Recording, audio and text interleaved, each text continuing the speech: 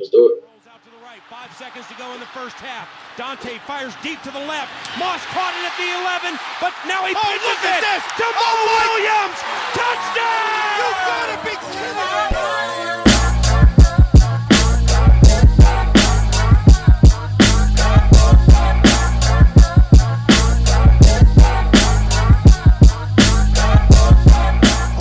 Welcome back to another episode of the Climb in the Pocket podcast. My name is Jayson Brown. You can find me on Twitter at BrownJayson. And unfortunately, our streak has come to an end. So we had quite a few episodes there, back to back to back, where we had the whole crew here together for you. But today, we are down one. We're down a man. We're going to pour out a little liquor for our man, Miles Gorham, this evening. As Miles is traveling up, I believe it's to Duluth, Minnesota. I don't know where that is. It sounds like a made-up place to me, but that's where Miles is going to get the final preparation done for his wedding. As Saturday, Miles will officially say goodbye to single life, even though that's technically already been done, and will join myself in the married category, and we'll be able to give JR some tips here over the next year as JR finishes up the planning for his upcoming nuptials. So wherever you are, if you have a drink in your hand, just pour out a little for our man Miles. You're not going to hear his voice for the next, I believe it's 2 weeks. And we're going to see if that Wi-Fi works in Mexico, but we're probably not going to hear from Miles for 2 weeks. So with that out of the way, we'll go ahead and slide right along to, the man, the myth, the legend, the flag football all-time quarterback, JR, what's going on, my man? What's going on, man? Shout out to my man, Miles. Friday will be an exact year from my wedding, so I'm excited. I know things will be great for Miles. And, good luck, man. We miss you. If you're listening, I know you will. Good luck and congratulations. All right. And moving right along to the man whose wedding will not be happening in a year. No, definitely not in a year. Saxy Prince. What's going on with you, man? What's going on, y'all? Yeah, the wedding for me is very, very, very, very far out. But no, obviously shout out to Miles, and I'm a marriage kind of guy, so I definitely love seeing couples be happy, getting together, being married, making that lifetime commitment. So I did try to get Miles to come out one time, before he got married, but I'm like Miles is like Teddy, and I'm like Captain Munderland, and I'm trying to get him to come out and have a good time and whatnot. So you're trying to get Miles in them Fred Smoot type of troubles. We can't have that. We can't have that, man. Not that kind of trouble. But like I said, we miss Miles. We'll miss him on the show for next couple of weeks. But that being said, because we are in the arena of love and whatnot, and I wanted to pose my random question of the day. Who was, or maybe who currently is, you guys' celebrity crush? Like, who is it that, like, man, if this is the one person my significant other gives me permission to go off on a weekend getaway with, like, who is your celebrity crush? Well, you go first with these every time, man. Okay. Right. All right. Well, I don't know if a lot of people know who she is. Mine is Morena Baccarin. I don't know if you ever saw the movie Deadpool, but she was a love interest in that movie. If you ever watched the TV show, older TV show, Firefly, she was the companion. She played Inara. But yeah, man, I think she's like Puerto Rican, maybe. Maybe. Hold on, I got this. I have it pulled up already. So come on. She's Brazilian.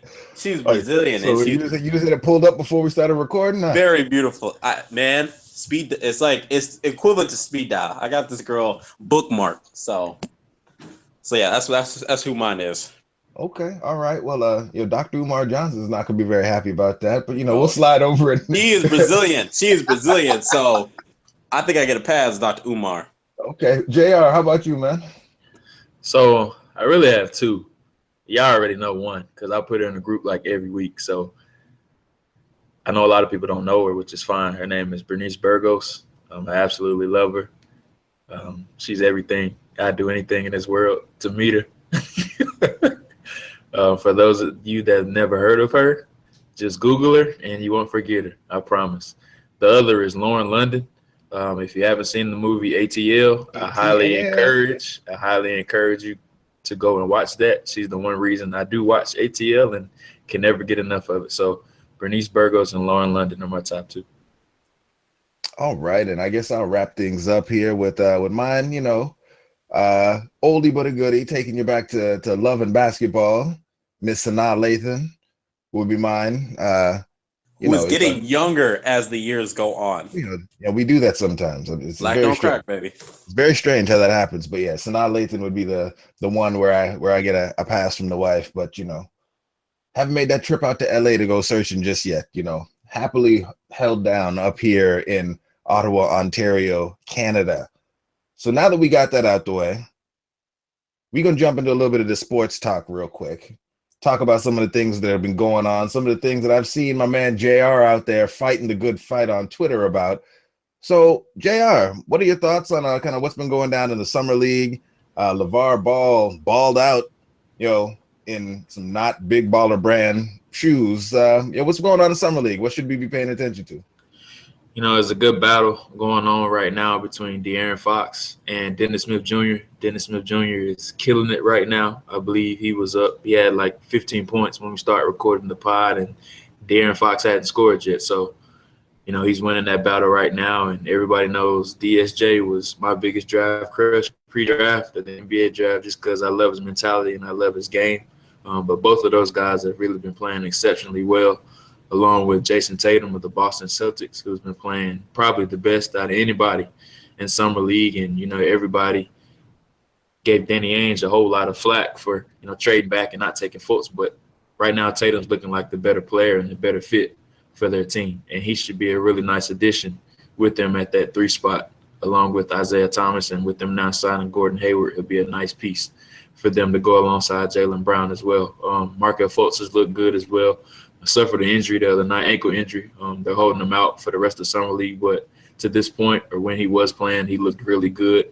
Brandon Ingram was another guy that looked good for the Lakers, and Lonzo Ball had a really good coming out party last night, took over the game last night and got the win over the 76ers. I think he ended up with 36 points, I believe it was, and he made the go-ahead layup. It was an and one to put him up by 1 to secure the game. So that's the game he really needed, because a lot of people were criticizing him because he hadn't really had that breakout game like these other guys were showing. But, it was really good to see him break out like that and show the scoring ability that he is capable of. And a lot of people don't really understand that he's not a pure scorer like some of these other guys that were drafted ahead of him and behind him. He's more of a passer and a distributor. He's more of a pass-first point guard as opposed to a score-first guy like these other guys. So, and they play here in about an hour. They play against the Cavaliers. So it'll be interesting to see if he can build off that strong performance from last night. When you guys watch, and we've had some conversations about this in previous pods and kind of offline and stuff. When you're watching a point guard play for you, what gets you more hyped up? A point guard that's just kind of controlling the floor, making those crazy passes with the vision, stuff we see LeBron do sometimes, stuff we used to see Magic do? Or you guys get more charged up for like the score first point guard that's breaking guys down off the dribble? Yinka, we'll lead it off with you. Yeah, I mean, I definitely used to appreciate more so the point guard that would kind of control the floor. I don't know, but maybe it's just the equivalent to what we've seen with the NFL with the down the field passes. I've just loved watching the takeover point guards, the Kyrie Irvings and Steph Curry's, like watching those guys really just, it's time to go. Like they're down, down 7 points, and that point guard is the one that's taking over. They're not always trying to find the small forward or the superstar to do it. And I've just enjoyed watching. Honestly, I've enjoyed watching guys like Kyrie and Curry operate than I have like LeBron or Kevin Durant or any of these other guys who actually are superstars.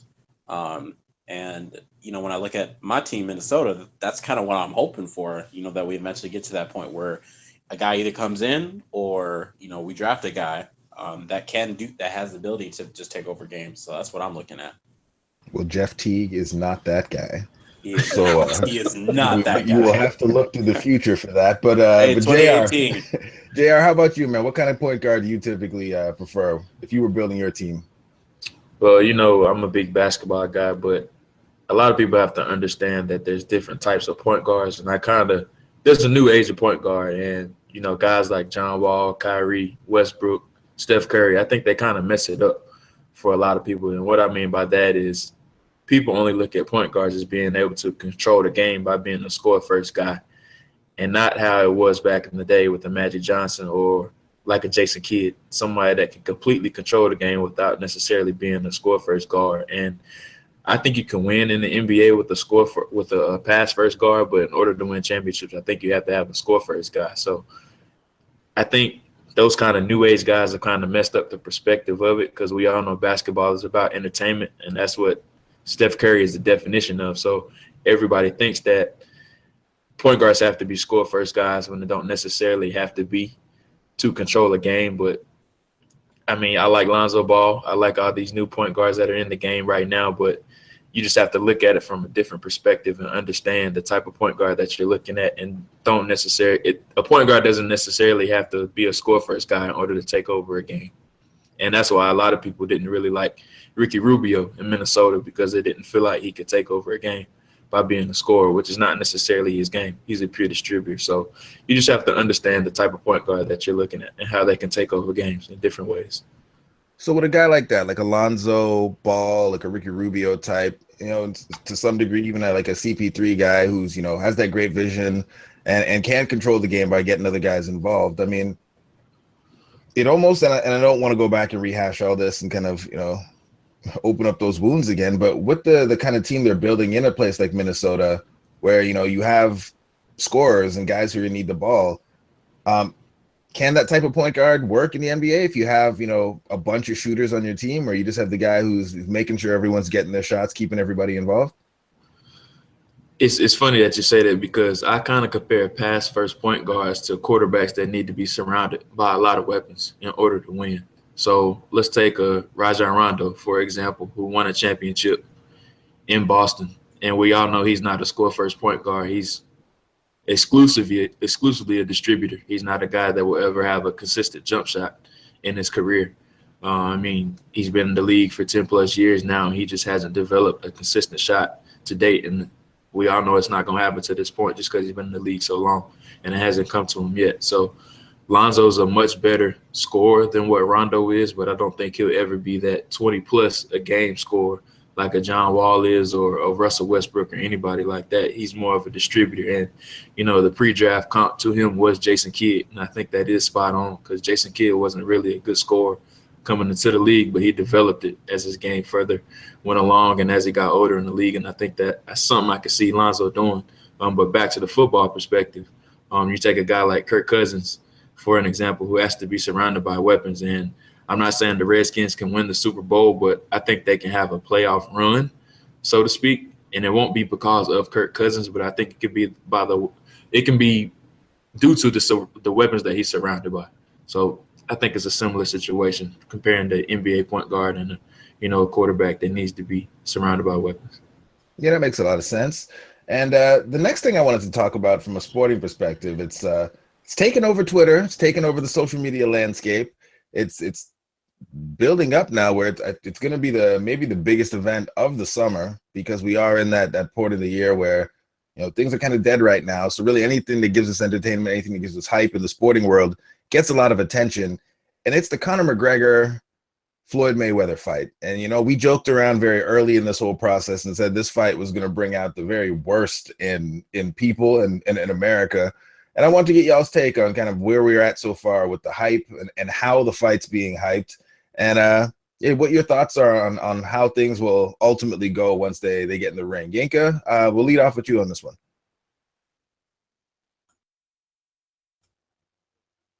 Or maybe we won't. Yinka, it's kind of early for the internet to have cut you off. I see you here on the screen, but I can't hear you, so we'll slide over to JR and hope you come back at some point in the not-too-distant future. Well, I haven't watched any of the press conferences to date, but I've seen some of the press clippings on Twitter and some of the back and forth bickering that they've done to this point. And I mean, I'm interested in the fight, yes, but all this pre-fight stuff I'm not really interested in. I kind of just want to see the guys fight. And I mean, we know who's going to win unless Conor brings the MMA rules into the equation. He has no chance at all, none at all. I think Floyd's going to win single-handedly. It's going to go all 12 just because Floyd's not the guy who knocks out guys. He's going to outfight you and, just duck and dodge his way to a victory and pick and choose when he can land his punches very wisely, and that's just his fighting style. So it's going to go all 12, and I think Floyd will win unanimously. Yeah, and I get that they're out there, and I get that they're selling a fight, but and I know that often what happens when we get into this, people will be like, oh, but he's Irish, things are different. But I feel like it's a pattern now with Conor where, like, whenever he's fighting, and I'm not going to say Floyd is any better, so I don't want people thinking that I'm riding for Floyd. Both these dudes are kind of assholes, so I don't really know how you really pick one to say he's my guy and I'm going to cheer for him. But Conor really, in the last few of his fights, is riding the line or probably stepped over the line where he's stepped into the racist aspect of things a little bit, calling Floyd boy all the time, telling him to dance for him, referring to, the boxers in Rocky as dancing monkeys and stuff. Like, there's some lines there that he's crossing. And I understand, given the history of fighting in America, and, the quote unquote, great white hype and how fights used to be sold back in the day. But to a degree, it seems like just giving him a pass on a lot of this really kind of over the line stuff that he is saying and behavior that if a black person did that, they might not get the same passes as Conor's getting right now. I guess, Prince, are you back? I see you moving around. What are your thoughts on all this? Conor McGregor's gonna die. I think it's gonna be very clear that he is probably going to be edited by Floyd Mayweather. But yeah, I mean, the appeal with a guy like Conor McGregor is, he is that kind of like, he puts on the persona of just being tough as nails. He'll take any hit, but he'll keep getting up and keep fighting back, all that stuff. And I think that's what the appeal is with some people, and really want to see. He's clearly the underdog in this fight, and I think that's what the appeal is for wanting him to, overcome a guy who is 49-0 coming out of retirement in order to fight him. But I've watched some of Conor McGregor's last couple of fights, and he hasn't necessarily looked the same as when he kind of rose to, that prime fighting that he was at. And that was in the MMA. So bringing into the fact that he can't use leverage the same way in boxing as you can in MMA. He's at a very high and steep disadvantage in this fight. But yeah, like the things that he's saying, I understand is there for the promotional and to create this level of tension, but there's certain aspects where it is starting to get a little bit too much, and he's going a little bit too far. It doesn't seem necessary either. I mean, we're at a point right now where you don't really need that to sell the fight. Like, it's already going to be the event of the summer. Sell the fight. I mean, there's enough material out there about Floyd that you can get at Floyd without telling him to dance for you and calling him a boy and all the other stuff. So that was the only thing that I was saying. I guess, Jared, do you have any final thoughts? I know you're our resident kind of fight fan in here. And I mean, I know people are going to say, and as I said in the beginning, I am not riding for Floyd. I know Floyd is also an asshole and has used very similar techniques and tactics in the past to sell fights when he was fighting, Hispanic fighters back in the day. But we're in one of those situations where I'm not going to say because one person did something wrong, the other person should do something wrong. So I just wanted to get that out the way. And I'll give you the last word on this topic, yeah. Yeah, I mean, I think it is a little bit over the line what he's doing. And I think if the roles were reversed, I think it would be a bigger issue than what is currently being stated right now. But I mean, it is what it is at this point, and they're doing what they have to do to sell the fight. And I mean, everybody knows who's going to win. Let's be honest. I'll be completely shocked if McGregor wins, but stranger things have happened. We saw the guy beat Pacquiao the other day, and their faces look completely different from one another. So anything can happen. And like I said, I'll watch the fight. I'll be interested in the fight. And I mean, I expect Floyd to win pretty comfortably, and I'll be extremely shocked if he doesn't. I mean, the smart play is for Floyd to lose this one. make all the money on that rematch, and then you get a trilogy out of it. I mean, that's a smart play. I don't think he'll give up, that zero in the record, but if they're trying to max out the money, Floyd got to go down. Yeah, he trademarked 50-0 before the fight, so we'll see if it happens.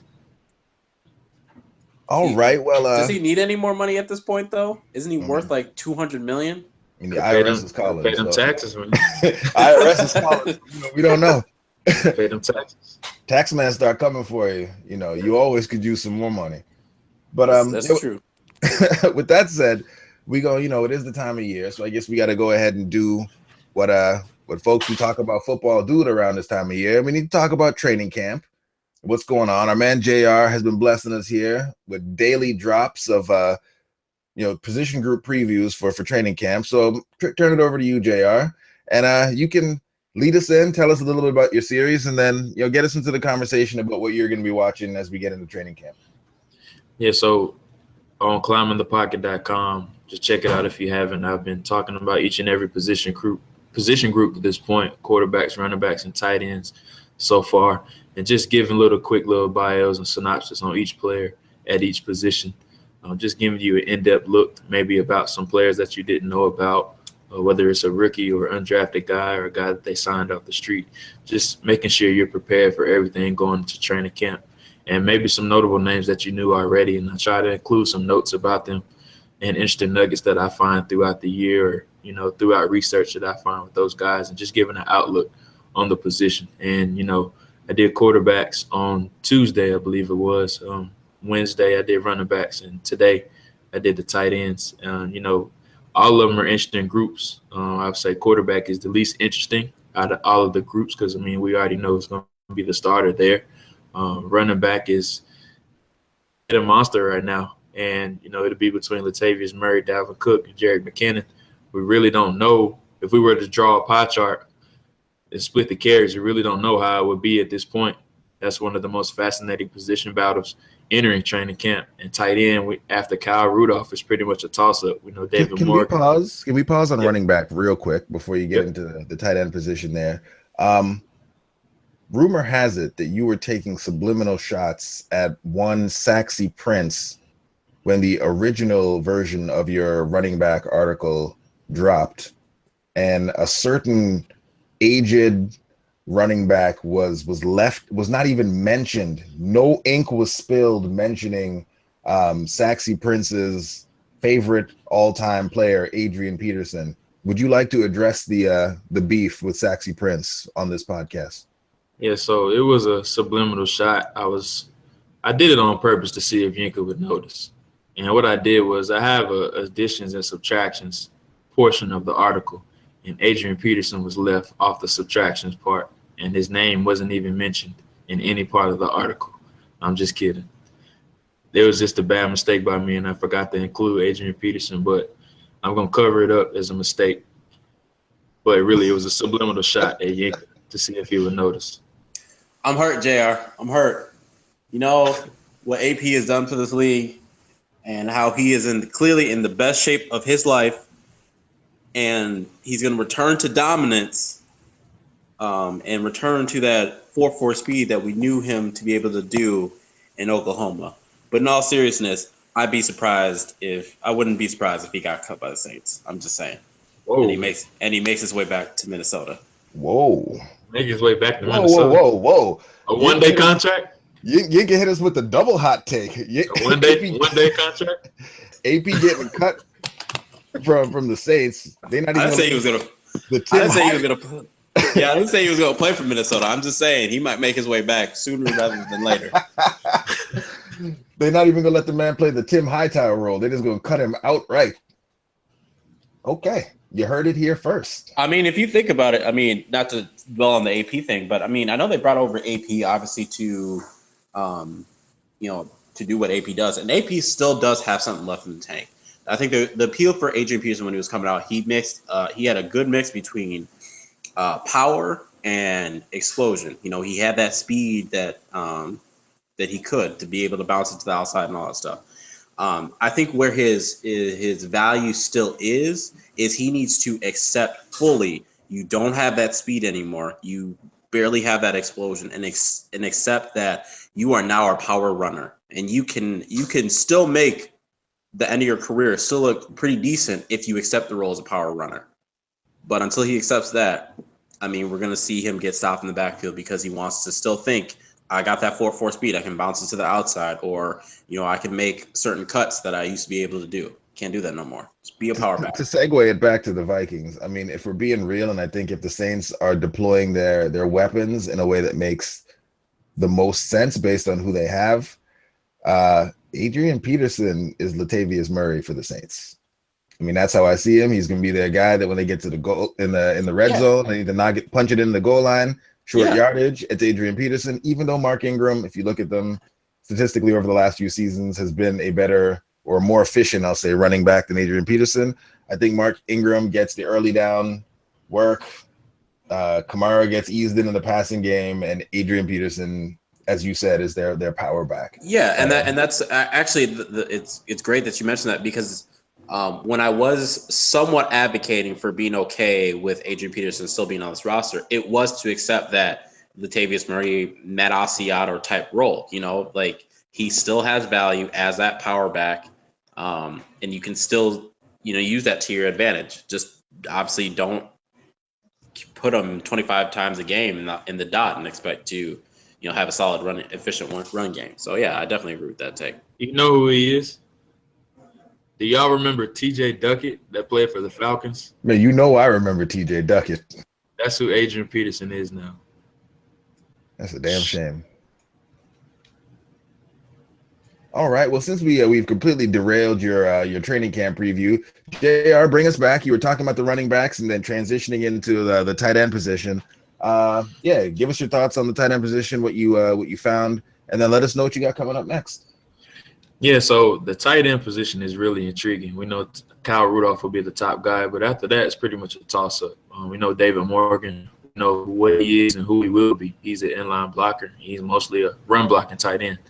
But that number 2 spot to be the receiving tight end behind Rudolph is really a toss-up. Bucky Hodges is clearly the favorite right now. Jayson's guy, I know he's fist-pumping right now as we speak. He's pretty much the favorite amongst Viking faithful for Mr. Mankato right now. So he has a lot to live up to in his first training camp. I was looking up some numbers at Pro Football Focus yesterday. They really compared him to Jimmy Graham. That was the biggest comparison for Bucky Hodges. And you see a lot of similarities because both aren't really natural route runners and both really rely on their catch radiuses and to win one-on-one matchups. And that's what Bucky did at Virginia Tech. So I'm really interested to see how he progresses and how he does in training camp and if he stands out in preseason games and really how Shermer uses him in the preseason as well. That could really, give us an indicator or show us how he could use him during the season as well. So Bucky Hodges is really a name that I'll be looking forward to seeing in preseason games and as the season goes along. Man, and what I'm really, really hoping is that we don't get to preseason and see a look where we see Bucky and Rudolph both in line at tight end with David Morgan in the backfield at fullback or something, because I might break a remote. Like, I feel like if you get a guy like Bucky Hodges and you bring him to your roster, just like the Saints did with Jimmy Graham, figure out ways to maximize what he does well versus trying to turn him into something that he isn't. Like, maximize strengths versus trying to turn weaknesses into strengths, because we know that very rarely happens in the NFL. Right. Don't make him Rhett Ellison. Treat him as an extra receiver, and that's really what I hope they do with him. Yep, I would agree. And so after you get through the tight ends, JR, what's the next position group you're going to get us through? Yeah, so I'm going to continue working through offense. Receivers will come out tomorrow. That's the diva position. A lot of interesting guys at that spot. And, that 6th wide receiver spot I think is up in the air. They drafted 2 rookies in Stacey Coley and Rodney Adams, so I think I have a really good chance at making it. One of the 2 is going to make the final roster, I think. One of them is going to be on the outside looking in. And, Yinka's guy, Jerry, is right. I think it's one of the biggest years of his career. I think it's a make-or-break year for him as far as making the roster. And, he's a guy that they like to play throughout the preseason. He was one of the few veterans that did play in the 4th preseason game last year. And I think they'll treat him the same this year. So I'm really interested to see how he progresses as the year goes along as well, and if he can create a role for himself in the Vikings' deep receiving corps. That is awesome. That is awesome. So as we start to move along, and like you said, Bucky Hodges, some of the receivers are the people that you're going to be looking at as we get into training camp. Yinka, I know that at some point you'll probably be out there with some live coverage. Who you going to be looking at? Like, who are the players that you're most excited to watch and will be kind of scouring the highlight film for footage of as we get through training camp? Yeah, I'm definitely going to be keeping my eye on Bucky Hodges a little bit. I think I've talked about the will linebacker position. Edmund Robinson is somebody that I really want to watch. I just want to see where he, if he does take that step forward, can he really seize that will linebacker role? But also, I think I was somewhat critical of the. I want to say it was the Ben Gideon pick. So I guess I want to see how he progresses and see if I can, find some of that athleticism that a lot of people had told me about, because I didn't see it when I watched him necessarily on the tape. But granted, there was I'm forgetting his name right now. Michigan guy. JR, can you help him out? Yeah, remind me right now. Picked by the Browns. Why am I forgetting them? Jabril Peppers. Jabril Peppers. Yeah, so yeah, obviously I do want to see where he progresses as far as I know a lot of people had said he was really athletic and maybe they'll be able to use that athleticism. But those are two guys that I'm definitely going to be watching out. I'm also going to be watching another guy, J-Ron Curse. He's an anomaly because he didn't really play that well in his final season at Clemson. You saw him take some bad angles and not play very well in his first year with the Vikings. I want to see if he can take that step forward. I don't have super high hopes, but I'm definitely hoping that he can take that step forward. Not necessarily to overtake Andrew Sendejo, but just to see if he can, become more of a reliable piece in case one of those guys go down. Because it has been a few seasons. Harrison Smith hasn't made it through a full season in a couple of years actually. So I do want to see if he, if Harrison goes down and Sendejo goes down, can he step into that role for a game or two? And then I think my last guy, I think I want to see what's happening at the D tackle spot. I want to see what's happening with Will Sutton. I do want to see Jaleel Johnson work. Tom Johnson, is Tom Johnson currently injured right now, or he's coming off injury, excuse me. So I want to see what those are kind of like the three main spots I'm going to be paying attention to. And I'm glad that you mentioned D tackle, because I'm gonna flip over to the other side. And what I'm really interested to see is how Elflein does hold up now that they get to go full bore, and he's up there, every day going head to head with Linval, and how he deals with that transition, dealing with NFL D tackles coming at him with pads on, and how he's able to hold up.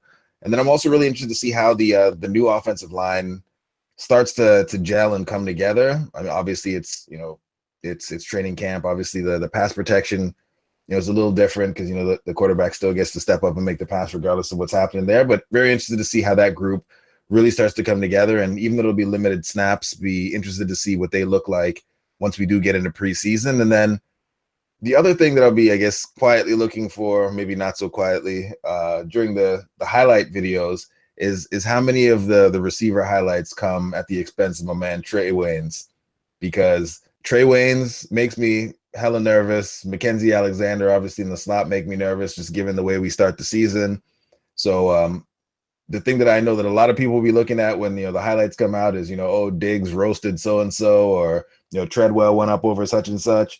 But if we keep seeing that those people are the starters that aren't named Xavier Rhodes, that'll have me a little shook as we get into the season. I'm really hoping they sign a veteran corner. Maybe a guy like a Leon Hall. That's a name that I floated out there a lot. A guy that has experience with Mike Zimmer and a guy that's proven in this league. So I tweeted out earlier that our corner depth really scares me. I know we have one of the better secondaries in the NFL, but I still think we have a lot of guys that are unproven. And you're talking about guys like Jabari Price or Trey Roberson that can really make the roster. And that really scares me just because those guys, they haven't shown anything to this point. Roberson is transitioning from quarterback, And, Jabari Price, you can't really count on him just because he's been suspended as well. So, and he hasn't really shown anything to this point since being drafted. So, I mean, I'm really nervous about the secondary, the corners, I should say. They really make me nervous outside of Xavier Rhodes and Terrence Newman. Yeah, right there with you, man. Right there with you. But the other group, actually, especially coming off last year, and I mentioned them already, but the offensive line, and because we're fans and we can't help ourselves, we hate Pro Football Focus. We think they're the worst in the world. They don't know the play calls. They don't know what they're doing until they say something nice about us. And then once they say something nice about us, we love Pro Football Focus. They're our favorite people. Eric is the man. Look at all these great graphics that his people are putting out.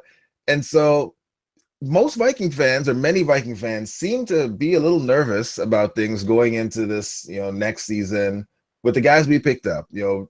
Most people were saying Riley Reif is okay, Mike Remmers is okay, we should have an okay offensive line. And then Pro Football Focus said we are going to be a little bit above average. And the narrative seems to have switched where, our offensive line is going to be good. Dalvin's about to run for 1,800 yards. This offense is going to another level with things here. And actually on another podcast I was listening to, Warren Sharp, who does amazingly good work, he was saying that actually Minnesota, with the changes that they've made on their offensive line and the defenses that we'll be facing, that we have the biggest change from last year to this year in terms of how bad and how difficult things were for running the ball last year to how easy they should be for us this year. And so I guess my question that I had for you guys after that ridiculously long lead-in was, do y'all think that the offensive line is going to live up to these now seemingly lofty expectations that are getting thrown out there based on the pieces that we've added? JR, I'll start with you. Our tackle situation makes me very nervous. Everybody knows how I feel about Mike Remmers, being from North Carolina and seeing a whole bunch of Panthers games, The faithful hated him down here just because he cost them so many points last year. And I don't have the numbers right here in front of me, but I'm sure he was very high on offensive linemen with penalties. I'm sure he was at the top of the list. He had so many false start penalties. And I really don't know what the cause was of that, but I don't know. Everybody likes to bring up the Super Bowl against Von Miller, how he really struggled. That burns my eyes watching that. And, that thought is just in the back of my head every time I think of Mike Remmers. But run blocking, he's really solid from the film that I've seen.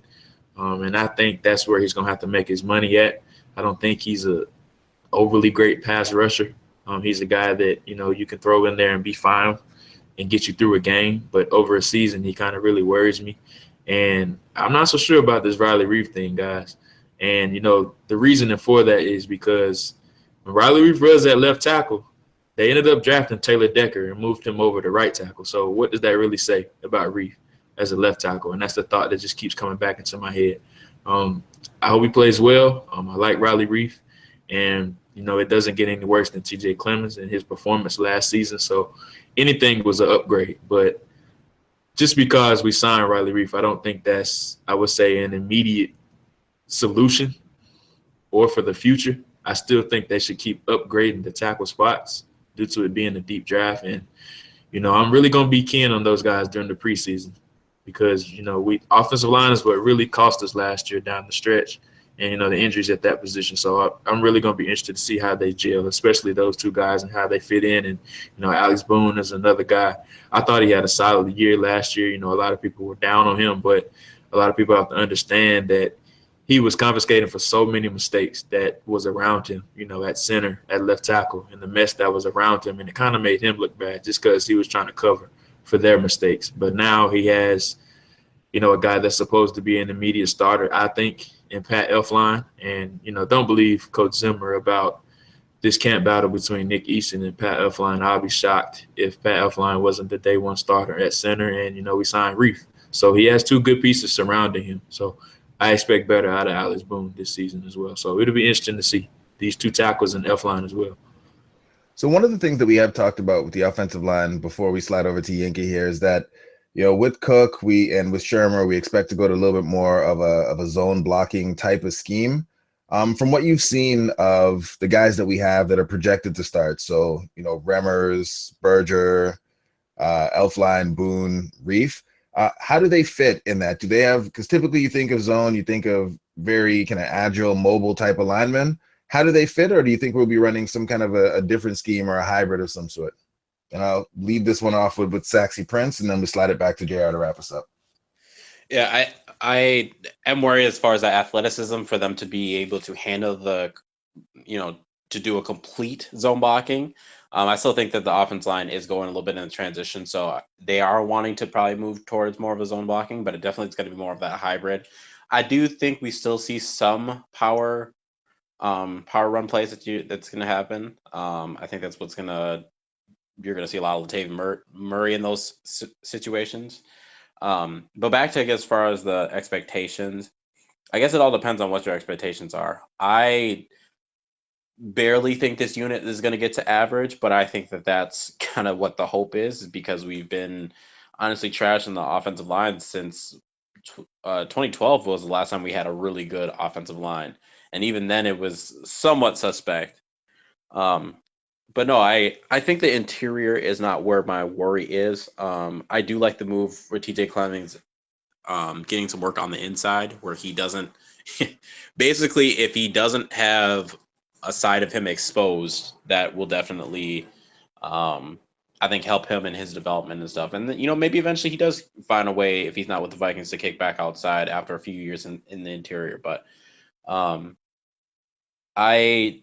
more on the thinking that it is going to be more of a hybrid type scheme. We're not going to move completely away from the power, and we're also not going to move completely towards the zone blocking, because I just don't think that we have the athleticism just yet to get there.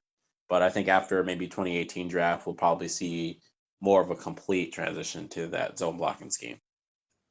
Yeah, what are your thoughts on what the run game is going to look like, JR?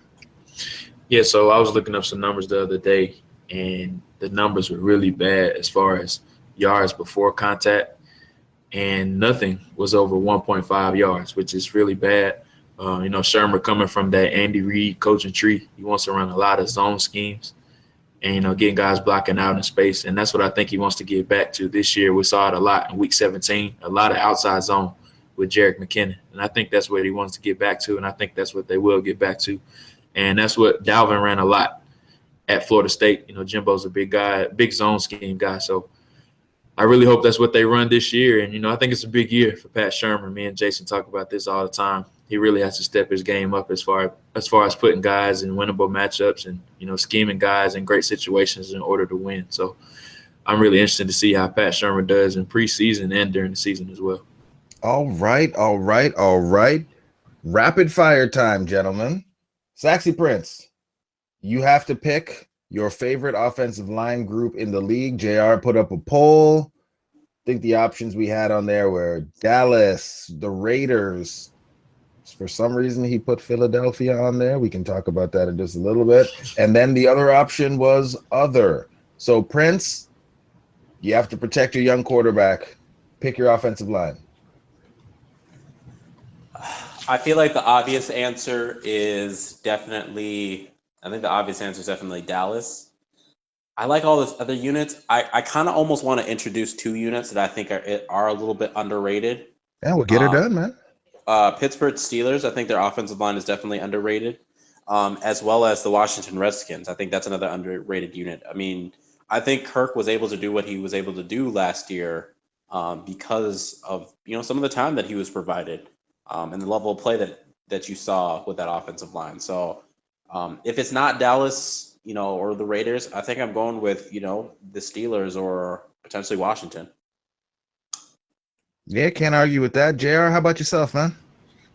I think the obvious choice is the Oakland Raiders. They're loaded at every position outside of right tackle, which is the one position on a lot of offensive lines where they don't necessarily have that star guy. And a lot of teams think you can get by with an average guy there just because you're not protecting the blind side of the quarterback as long as he's not left-handed. But I think another offensive line that I should have put on there that I didn't was the Tennessee Titans. They have a really underrated offensive line. They have Taylor Lewan, Jack Conklin, who had a really good rookie season. And, they have some guys on the interior that are really good as well. So they do a good job of protecting Marcus Mariota. So the Tennessee Titans have a very underrated line, and it's debatable between the Eagles and them who's better. So I like both of them, though. But my obvious choice would be the Oakland Raiders. Okay, well, I don't have much to add here because, JR took mine. I responded with an other on the poll and put the Tennessee Titans on there. And then, JR went and snatched up all my shine. So I'm just going to keep us rolling right along here. And can I, real quick, can I mention, can I mention another potentially underrated? We haven't seen it right just yet, but I think that they're going to be good. The Los Angeles Chargers. I think that they're going to be, being able to get obviously Forrest Lamb and Dan Feeney, obviously I think they got Russell Okung too. Did they get Russell Okung as well? He's okay. Yeah, but even so, just what they've done as far as retooling that offensive line, I think they're going to be an underrated, really good unit. The Cleveland Browns too. They did a hell of a job revamping their offensive line. Yeah, man. Yes, they did. This is a Browns sponsored podcast, so Absolutely. In Hugh we trust. Absolutely. All right, so we kind of teased a little bit that JR's next piece for the training camp preview is going to be about the O-line. Is that all you got in the hopper, or you got anything else out there that you want to let the people know about, JR? No, I just got receivers and offensive line right now waiting to, be published and go out to you guys. Hopefully you guys have been enjoying everything that I've been putting out so far. That's awesome, man. And Saxy Prince, yes, sir. After the drubbing that you've taken about perceived subliminal shots that you've been taking at Sam Bradford and Pat Shurmur, and I'm not sure who else you managed to catch with them subliminals, but folks are mad at you. How you gonna come back from all this venom that you're what seemed to be a very theoretical article about, how to build on music and verbiage and all that? What you coming back with next to calm the hordes that are charging the gates for you right now, man? Well, yeah, I put out my cornerback depth chart today, and so far I looked through the comments, and there were no death threats this time around. So I think that it was a pretty, it's a decent group, but obviously we can tell that if Xavier Rhodes gets injured, if Terrence Newby gets injured, it's very, very, it becomes very dicey at the top. So. You go check out my cornerback depth chart. Just put that out today. I also, it was a mini post. Probably not a lot of people saw it. I actually put out, people can start voting in on who they think is Mr. Mankato for this year. They can go on the Daily Norseman, that specific blog post, and just go comment on who you think. I'm going to see if I can compile some of the lists, and then I'm going to send them off to my buddies over at the Strib.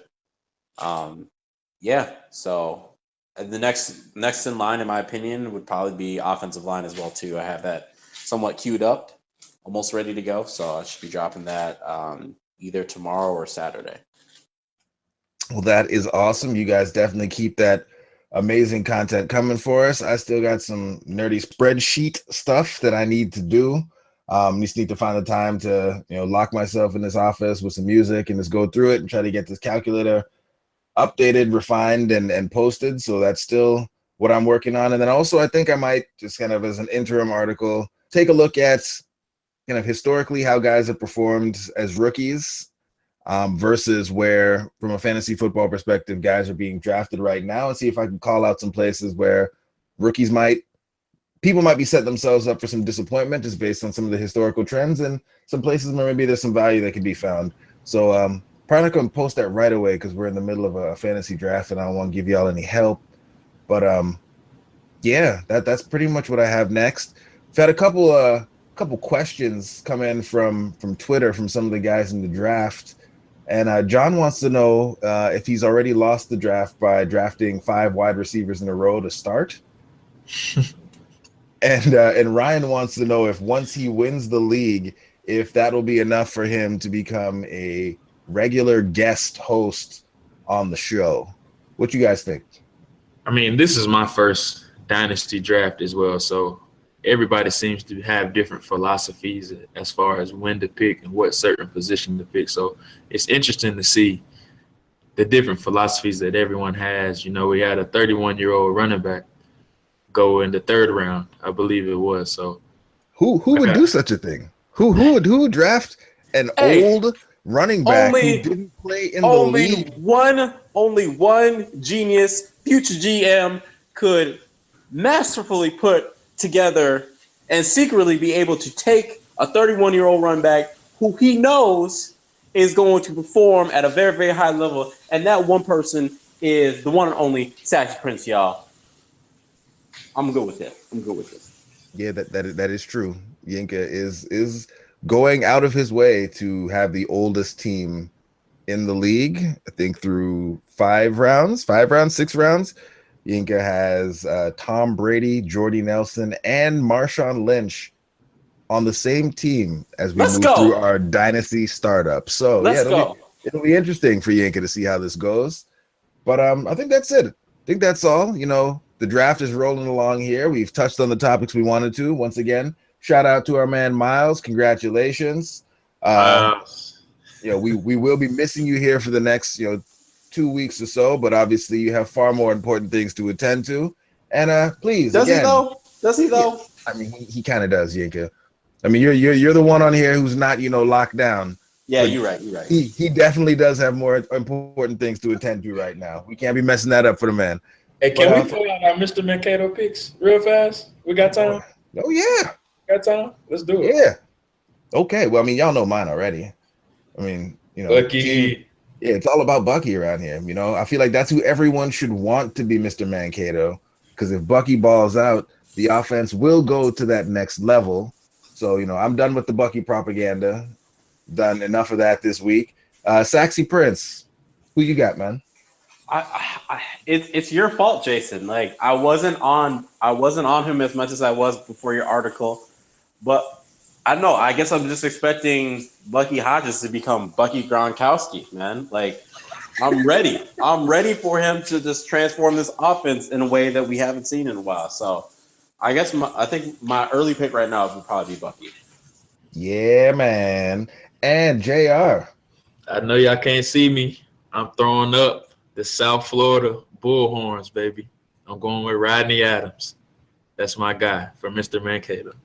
Okay, now Miles' behalf, what we'd have to shout out Stacey Coley or was it RJ Shelton?